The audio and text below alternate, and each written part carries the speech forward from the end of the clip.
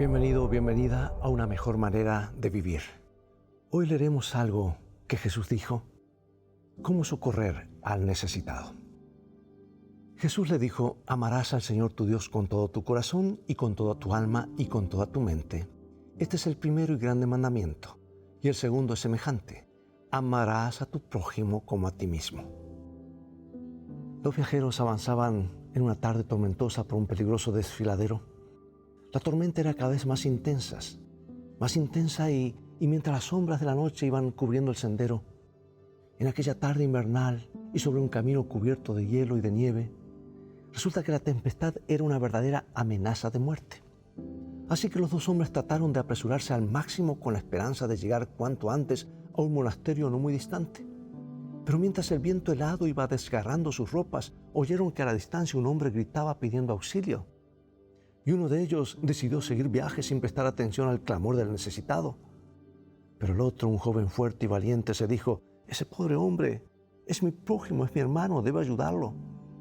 De modo que salió del camino y, descendiendo una ladera escarpada, resbalándose y aferrándose de los arbustos, llegó por fin hasta donde estaba el hombre en desgracia. La noche se había descendido con toda la oscuridad.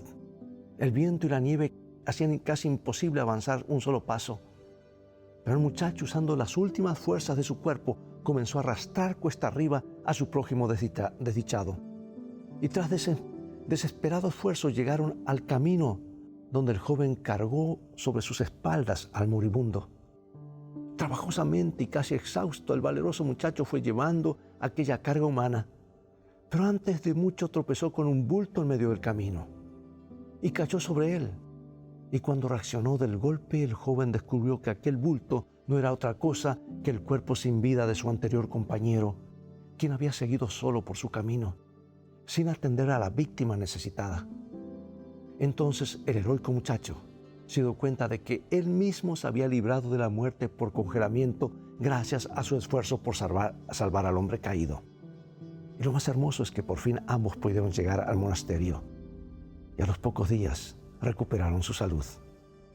El joven de esta historia era cristiano y como tal no pudo menos que comportarse como un buen samaritano de la antigüedad. Tú y yo, que nos llamamos cristianos, ¿seríamos capaces de actuar con él, como él, frente a un caso similar, a un caso de necesidad? Su compañero egoísta no quiso prestar ayuda, murió congelado en el camino. En cambio él, como joven cristiano, que recordó su deber hacia su prójimo, por socorrer al desvalido, también se salvó a sí mismo. Pregunto, ¿no crees que necesitamos cultivar más esta clase de espíritu? Menos frialdad y apatía, más sensibilidad humana, más calor fraterno y más bondad en el corazón.